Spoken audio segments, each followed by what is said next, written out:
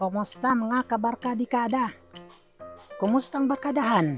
Naalala nyo pa ba ang unang pasok nyo sa eskwela? Ako kasi, malinaw na manilaw pa sa alaala ko ang unang pasok ko sa eskwela.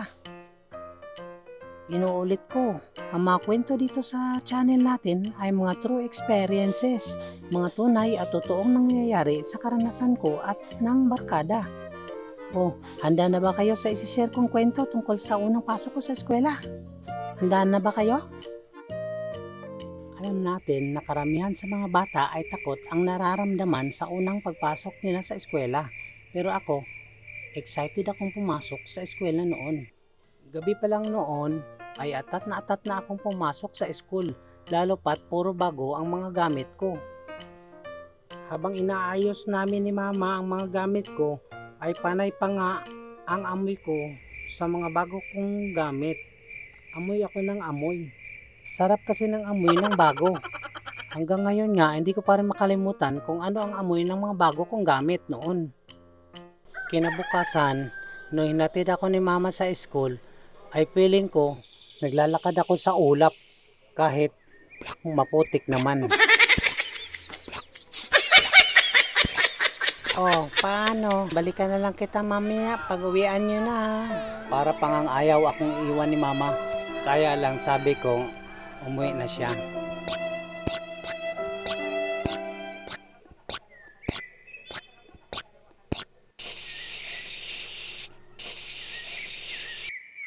Uy, si Ason yun ah.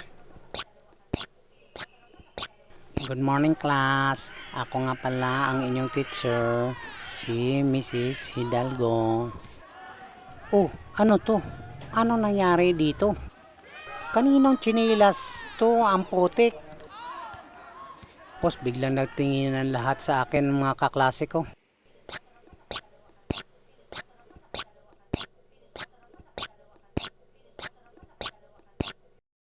Huh?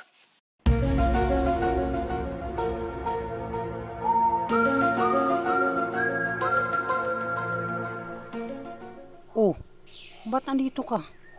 First day of school? Cutting classes agad? Ako pa ba magka-cutting classes? Atat na atat nga akong pumasok. Kung ganun, ba't andito ka? Di ba hinatid kita sa school? Kasi wala daw pasok Kasi magme-meeting daw ang mga teachers. Ganito kasi ang nangyari noon. Yun nga, sa akin sila nakatingin lahat kasi ako pinagbintangan na marumi ang sapatos ko totoo naman. Sige class, hayaan na lang natin yung putik-putik na yan. Okay class, makinig kayo sa akin. Papauwiin ko kayo ng maaga dahil meron kaming meeting ng mga teacher. Kita na lang tayo ulit bukas, okay? Bye class! Bye teacher! Sana pala hindi ko muna pinauwi si Mama. Wala palang pasok.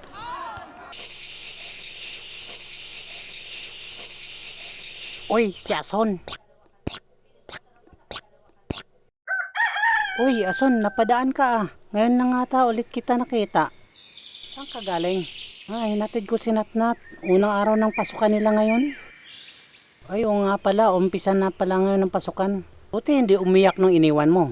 Hindi naman, pinauwi niya nga kaagad ako Excited na excited pumasok Yun nga yun Excited na excited kang pumasok pero wala palang pasok.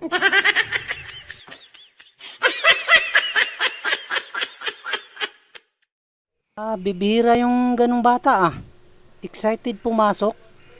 Ay siya nga pala Rita. Mauna na ako, magluluto pa ako babalikan ko pa si Natnat mamaya pag uwi nila sige Ason. Saan ka dumaan? Ba't di kita nakita? Nasa gilid lang naman ako ng kalsada, kakwentuhan ko si Rita. Buti natuntun mo yung daan pa uwi. Sinundan ko yung mga bakas ng paa natin sa putik. Subscribe! Please, pa-subscribe naman para ganahan naman kami magkwento.